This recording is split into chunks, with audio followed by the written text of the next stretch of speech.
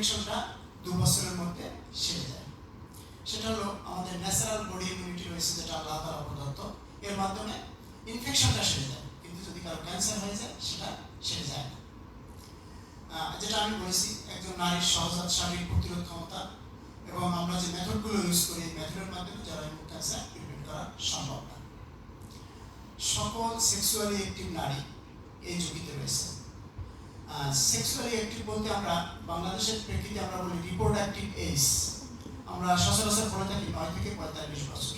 এই বয়সের যত নারীরা রয়েছেন সবাই এই রোগের ঝুঁকিতে রয়েছে। লক্ষণগুলো প্রকাশ পায় যখন রোগ হয়ে যায়। রোগ হওয়ার পরেই লক্ষণ, আসলে তখন তো আর ট্রিটমেন্ট বা অন্য কিছু ছাড়া করার থাকে না। লক্ষণগুলো সচরাচর যেগুলো আমরা দেখতে পাই, অনিয়মিত মাসিক, 2 মাসিকের মধ্যবর্তী সময় রক্তপাত, সহবাসে করার সময় রক্তপাত, কোমর পা তলকাট ফুলে যাওয়া, ক্লান্তি লাগা, ওজন কমে যাওয়া, ক্ষুধা মান্দা, যে কোনো একটি পা ফুলে যাওয়া, যৌনিপথে অস্বস্তি বা দুর্গন্ধযুক্ত স্রাব, যাকে আমরা একেবারে সাদামাটা বাংলায় বলি যে সাদা স্রাব।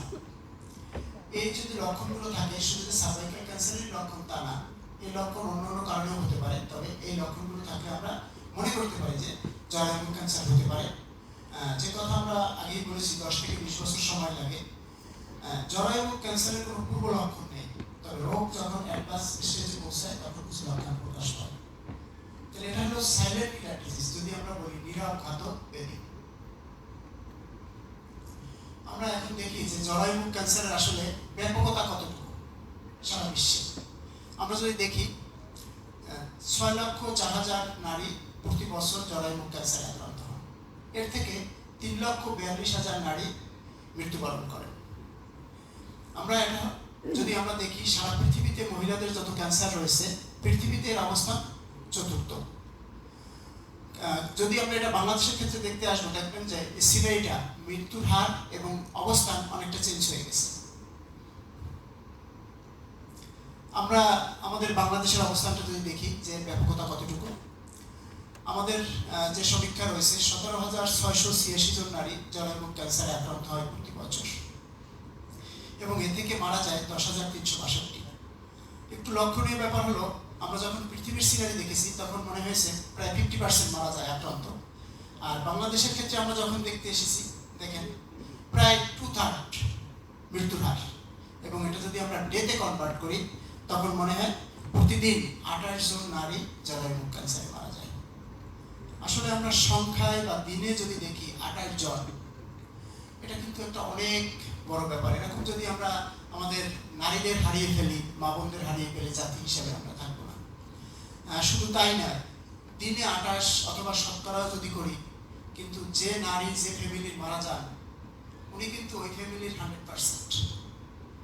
উনি যদি মারা যান ওই ফ্যামিলি কিন্তু অচল হয়ে যায়। তাই আমাদের প্রত্যেকটা মৃত্যু আনএক্সপেক্টেড ডেথ যাকে বলি, এটা কোনো কিছুর কারণে আমরা কাম্য নয় এবং এটা আমরা আশাও করি। অবস্থান, যেটা আমি আগেই বলছিলাম যে বিশ্বের ক্ষেত্রে সেটা ছিল চতুর্থ, বাংলাদেশের ক্ষেত্রে হলো সেকেন্ড মোস্ট ক্যান্সার নারীদের। প্রথম হলো ব্রেস্ট ক্যান্সার, তারপর হলো জরায়ু ক্যান্সার। সবচেয়ে বেশি নারী মারা যান। এখন যদি আমরা বলি যে first cancer breast cancer, second cancer cervical cancer, আমরা সব ক্যান্সার নিয়ে আলোচনা করি। জরায়ু ক্যান্সার নিয়ে আলোচনা করার কারণ হলো ওয়ার্ল্ডে একমাত্র ক্যান্সার যেটা প্রিভেন্টেবল, অন্য কোনো ক্যান্সার প্রিভেন্ট করা যায় না। এর জন্যই আমরা WHO, সরকার সবাই মিলে আপনারা আলোচনা করতেছি, সচেতন হচ্ছি যে কিভাবে এটাকে আমরা নারীদের মুক্ত রাখতে পারি। আসলে যে কথা আমরা আগেই শেয়ার করলাম যে এর ভয়াবহতা, যে প্রতিদিন 28 জন নারী মারা যায়, আমরা যদি একটু চিন্তা করি তাহলে এর ভয়াবহতা অনেক। এবং এটা এরকম যদি প্রতিদিনই চলতে থাকে, আজকে আমরা দাঁড়িয়ে আছি আমাদের মাঝ থেকে 28 জন নারী হারিয়ে যাবে, তাহলে এর ব্যাপকতা কতটুকু। যেমন এটা রয়েছে তেমন সমস্যার সমাধানও আমাদের হাতেই রয়েছে ইনশাআল্লাহ। সমস্যার সমাধান করতে হলে সঠিক সময় ডক্টরের পরামর্শ গ্রহণ করতে হবে, সচেতন থাকতে হবে, যথোপযুক্ত ব্যবস্থা গ্রহণের মাধ্যমে এই রোগকে আমরা প্রতিরোধ করতে পারি। আপনারা জানেন প্রতিকারের চেয়ে প্রতিরোধী হলো উত্তম চিকিৎসা। এখানে সম্মানিত চিকিৎসকগণ রয়েছেন, অনেক চিকিৎসা পেশার সাথে জড়িত রয়েছেন। তার মাধ্যমে আমি চিকিৎসক নই, তবে আপনাদের সাথে আমি একটু শেয়ার করতে পারি আসলে এই রোগগুলি কি কি হতে পারে। বেশিরভাগ ক্ষেত্রে এই রোগ নির্ণয় হয় দেরিতে, যেটা আমরা আগেই বলেছি, আমাদের সচেতনতার অভাব। এই রোগটা হলো আমাদের বাংলাদেশের ক্ষেত্রে মা বোনদের। আমরা এমনিতেই একটু নারীরা সচেতনতার অভাব রয়েছে, যেমন আবার আমরা একটু কনজারভেটিভ। এই রোগটা যেহেতু নারীদের হন, আমরা কারোর সাথে আলোচনা করেন না। যদি ওয়াইফের হন হাজবেন্ডের সাথে না, কোনো মেয়ের হলে মার সাথে না, এবং কোনো মার যদি হন উনিও কার সাথে শেয়ার করেন না। যখন এটা একেবারে উনি আসলে এটা সহ্য করতে পারেন না, তখনই নারীরা শেয়ার করেন। এর জন্য এর ব্যাপকতা, ভয়াবহতা এবং মৃত্যুর হার বেশি। তাহলে চিকিৎসা, জরায়ুমুখ ক্যান্সার যদি হয়ে যায়, তার চিকিৎসা কি কি হতে পারে? রোগের বিস্তারের উপর চিকিৎসা নির্ভর করে। প্রথমে হলো অপারেশন। আমরা যেটাকে বলি, অনেকেই জরায়ু কেটে ফেলতে হয়, আপনারা হারামশা শুনতে পান, এখন কিন্তু বেশ শোনা যায়। তাহলে প্রথমেই যদি মনে হয় প্রাথমিকভাবে যে না, এটা ব্যাপকতা কতটুকু জরায়ুতেই রয়েছে, তখন জরায়ুটা কেটে ফেলতে হয়। আল্লাহ তাআলা আমাদের যেসব অঙ্গ প্রত্যঙ্গ দিয়েছেন, প্রত্যেকজন অঙ্গ প্রত্যঙ্গের একটা প্রয়োজনীয়তা রয়েছে। যেমন একটা অঙ্গ কেটে ফেললে বাঁচার জন্য তো করতেই হবে, কিছু করার নেই। এখন তার কোনো কিছু না কিছু সমস্যা, আপনারা যারা রয়েছেন এর মাধ্যমে যাদের আত্মীয় স্বজন আমার সাথে একটু শেয়ার করবেন, কোনো না কোনো সমস্যা হয় শারীরিকভাবে। এবং সবচেয়ে বড় সমস্যা যেটা, যদি কোনো নারী জরায়ু কেটে ফেলেন, ওনার যদি একজন সন্তান থাকেন, দ্বিতীয় সন্তান আর নিতে পারেন না, দ্বিতীয় সন্তানের মা হতে পারবেন না। এবং যদি কোনো সন্তান নেয়ার আগে জরায়ু কেটে ফেলতে হয়, উনি আর কোনোদিনই মা হতে পারবেন না। তাহলে আমরা সাধারণত বলি যে বাঙালি নারী তার মাতৃত্বই হলো পূর্ণতা। আমরা দোয়া করবো আল্লাহর কাছে যেন সবাইকে আল্লাহ তাআলা সন্তান দান করেন। যদি আমরা স্যারের খাতিরে আমরা দুই একটা কথা প্রাসঙ্গিক হয়ে যায়, যে কোনো নারীর সন্তান হবে না, এইটা জানার পর ওই নারীকে বিয়ে করার মতো মানসিকতা, আমি যত ভালো কথা বলেছিলাম একদিকে, আমাদের যারা পুরুষ রয়েছেন আমি ক্ষমা চেয়ে দিচ্ছি, এরকম মানসিকতা এখন পর্যন্ত বাংলাদেশে খুব কম পুরুষেরই রয়েছে। আপনারা আমাদের সাথে একমত হবেন। তারপরে অনেকে দ্বিতীয় সন্তান, সে দ্বিতীয়বার মায়ের স্বাদ গ্রহণ করতে পারে না, যার জন্য জরায়ু কেটে ফেলতে হয়। তারপরে কেমোথেরাপি, রেডিওথেরাপি, যেমন ব্যয়বহুল চিকিৎসা, তেমন এটা সবাই দিতেও পারে না। এবং এই চিকিৎসা অনেকেরই সামর্থ্যের বাইরে। যারা আমরা যদি মধ্যবিত্ত ফ্যামিলি মনে করি বা নিম্ন মধ্যবিত্ত ফ্যামিলি, এরা আসলে এটা কল্পনাও করতে পারি না। আপনারা সবাই জানেন যে এর চিকিৎসা কেমন। আমরা বলি ক্যান্সারের অ্যান্সার নাই, তবে সঠিক সময় যদি চিকিৎসা নেওয়া যায়, ক্যান্সার রোগ এখন আল্লাহর রহমতে পুরোপুরি সুস্থ থাকা যায়। সঠিক সময় নিতে হবে, একটু ব্যয়বহুল।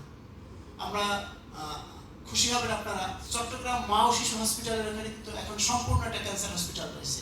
যারা আপনারা জানেন না তাদের জানানোর জন্য, যাদের আপনাদের আত্মীয় স্বজন জানে না তাদের জানানোর জন্য, অনেকেরই কষ্ট করে ঢাকায় যেতে হয়, ঢাকা না গিয়ে আমরা চট্টগ্রামে এর চিকিৎসা করাতে পারি।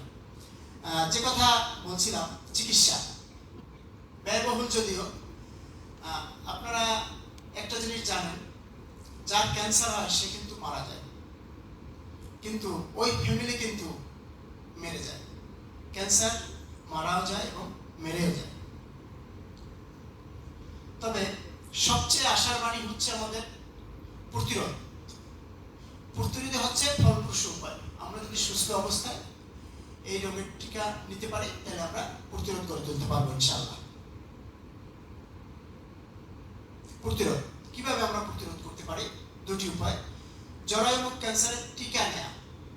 প্রত্যেকটা জিনিসেরই আপনারা জানেন, টিকার সাথে সবাই পরিচিত, যেহেতু আমরা আমাদের এই প্রজন্ম কোভিডের মতো একটি রোগের মুখোমুখি হয়েছে, আমরা পরিচিত হয়েছি। আজকে টিকার মাধ্যমে আমরা সবাই এখানে বসতে পেরেছি, কাজকর্ম করতে পেরেছি। তাহলে প্রতিরোধী হলে সবচেয়ে সর্বোত্তম পন্থা। টিকার মাধ্যমে জরায়ুমুখ ক্যান্সারও প্রতিরোধ করা যায়। এরপরে কিছু টেস্ট দেখেন। জরায়ুমুখ ক্যান্সার সম্পূর্ণভাবে প্রতিরোধযোগ্য ক্যান্সার। সারা ওয়ার্ল্ডে একমাত্র নারীদের ক্যান্সার যেটা প্রতিরোধ করা সম্ভব রয়েছে। কিছু টেস্ট করতে হয়। এখানে যারা চিকিৎসকগণ রয়েছেন, ওজিএসবি, বাংলাদেশে সারা ওয়ার্ল্ডে স্ত্রীরোগ বিশেষজ্ঞ চিকিৎসকদের একটি অ্যাসোসিয়েশন রয়েছে, ইহাকে ওজিএসবি বলে, অবস্ট্রাকটিভ গাইনোকোলজিক্যাল অ্যাসোসিয়েশন। ওনাদের কিছু রিকমেন্ডেশন রয়েছে, গাইডলাইন। প্রতি 30 বছরের ঊর্ধ্বে বিবাহিত নারী প্রতি 3 অথবা 5 বছর পর পর ভায়া টেস্ট করাবেন। রুটিন চেক আপ এগুলো সবার জন্য। যারা 30 বছরের ঊর্ধ্বে বিবাহিত নারী রয়েছেন 3 অথবা 5 বছর পর পর ভায়া টেস্ট করাবেন। এই টেস্টগুলো কোথায় করা হয়? প্রত্যেক থানা স্বাস্থ্য কমপ্লেক্স, জেলা সদর হসপিটাল, মেডিকেল কলেজ, কোনো টাকা পয়সার দরকার নেই, বিনামূল্যেই টেস্ট করানো হয়। প্রতি ছুটির দিন ব্যতীত খোলা দিনে শুধুমাত্র আইডি কার্ডের ফটোকপি নিয়ে যেতে হয়। গাইনি আউটডোরে গেলে এই টেস্টটা আপনারা সবাই করাতে পারবেন।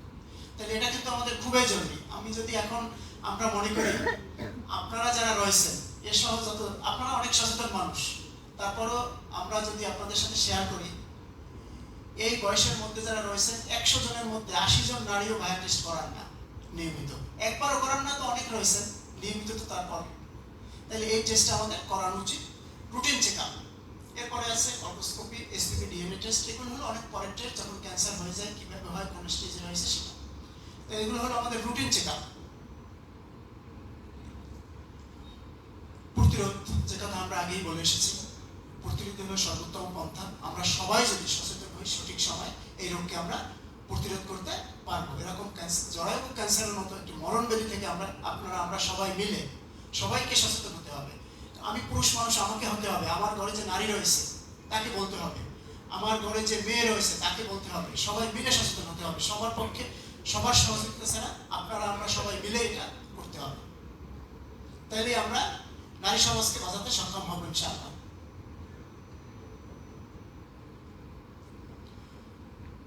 প্রতিরোধের কিছু উপায় দেখেন, যে কাজগুলো আমরা একটু অ্যাভয়েড করতে পারি। বাল্য বিবাহ বা একাধিক বিয়ে, স্বামীর একাধিক বিয়ে, একটানা 10-20 বছর আমরা যদি জন্ম নিয়ন্ত্রণ পরিষেবা থেকে বিরত থাকি। অল্প বয়সে মা হওয়া, ঘন ঘন সন্তান ধারণ করা, অপুষ্টিতে ভোগা, ঘন ঘন ইনফেকশন হওয়া, ধূমপান, জর্দা, সাদা পাতা, আসলে এইসব জিনিসগুলো বডি ইমিউনিটিকে লস করে। এর জন্য যে কোনো রোগ এন্ট্রি খুব সহজ, তেমন সার্ভাইকাল ক্যান্সারও এন্ট্রিটা খুব সহজ হয়ে যায়। আপনারা সবাই জানেন বিশ্ব স্বাস্থ্য সংস্থা WHO ওনারা এবং বাংলাদেশ সরকার ও জিএসবি আমরা সবাই মিলে একটি পদক্ষেপ নিয়েছে। 90-70-90 ভিশন 2030 সালের মধ্যে সারা পৃথিবী থেকে জরায়ু মুখ ক্যান্সার নির্মূল করবেন। এর জন্য কিছু পদক্ষেপ নিতে হয়েছে এবং এটা এখন এরই আওতায় দেখবেন কি 90% মেয়েকে 15 বছর বয়সের মধ্যে HPV ভ্যাকসিন দেয়া। আপনারা সবাই জানেন এই বছরে বাংলাদেশের চট্টগ্রাম বিভাগ সহ ঢাকা বিভাগে হয়েছে গত বছর। এই বছর থেকে সারা বাংলাদেশের ঢাকা বিভাগ ব্যতীত মেয়েদের জরায়ু মুখ ক্যান্সারের টিকা দিয়েছে যারা স্কুল গোয়িং 9 থেকে 14 বছর। আপনারা জানেন না সবাই, যারা আপনাদের এই বয়সী মেয়েরা রয়েছে 9 থেকে 14 বছর মেয়েদের একটি টিকা দিয়ে দিয়েছে। তাইলে দেখেন WHO তাদের কার্যক্রম শুরু করে দিয়েছে এবং 70% মহিলা যাদের বয়স 35 থেকে 45 তাদের উচ্চ কার্যক্ষমতা সম্পন্ন যন্ত্র দিয়ে তাদের পরীক্ষা করতে হবে, স্ক্রিনিং করতে হবে যে আসলে আমরা কোন পর্যায়ে রয়েছে, কিভাবে রয়েছে।